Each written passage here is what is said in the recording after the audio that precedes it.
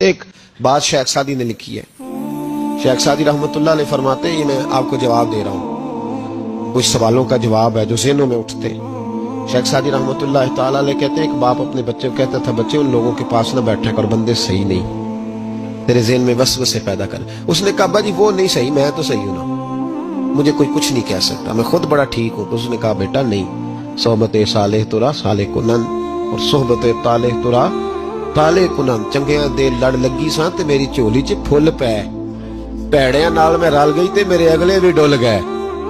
والد نے ایک مثال سے سمجھانا چاہا. اس نے کہا تو ٹھیک ہے، کہا میں بالکل ٹھیک ہوں. کہا اس طرح کر، جا بازار سے نا 2 کلو اچھے والے سیب لے کے آ. نوجوان میری بات پہ خاص توجہ کریں. 2 کلو اچھے سیب. وہ سیب لایا، بڑے خوبصورت پیارے. کہا دیکھ کے لانا، کوئی دھاگ نہ ہو، کوئی دھبا نہ ہو، کوئی ایسی. وہ دیکھ کے لایا، بڑے خوبصورت، بڑے پیارے اچھے سیب.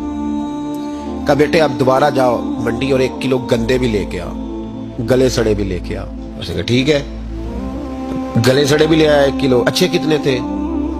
2 کلو. گلے سڑے کتنے تھے؟ 1 کلو. اب اس نے وہ 2 کلو سیب ایک ٹوکری میں ڈالے اور گلے سڑے بھی اس کے اندر ڈال دیے. کہا بیٹے وہاں رکھا.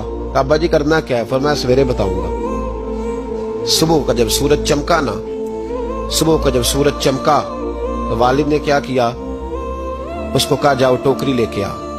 اب جب ٹوکری لایا نا تو غور کرنا بات پر، برے کتنے تھے، اچھے کتنے تھے. اب جب اس نے کھولا نا تو کہا بیٹے کھول. وہ جو اچھے تھے وہ بھی گل گئے تھے، بھی گل سڑ گئے.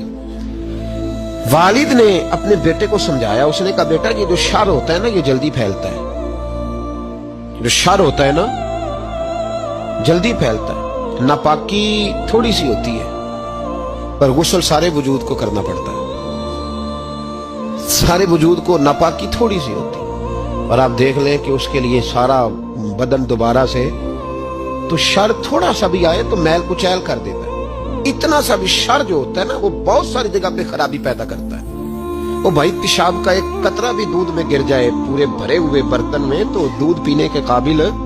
سمجھ لو بات.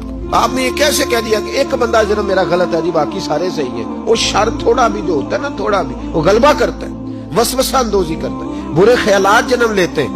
اس سینے کو اگر صاف رکھنا ہے، اس سینے کو اگر توانا رکھنا ہے، اس سینے کو اگر ٹھنڈا رکھنا ہے تو پھر ان کے پاس جا کے بیٹھنا پڑے گا جن کے سینے ٹھنڈے ہیں. اگر عقیدے کو، نظریے کو، سوچ کو صحت مند رکھنا ہے تو کبھی بیمار عقیدے والے کے پاس نہیں بیٹھنا. صحت مند کے پاس بیٹھو گے تو صحت مندی نصیب ہوگی، یہ یاد رکھنا.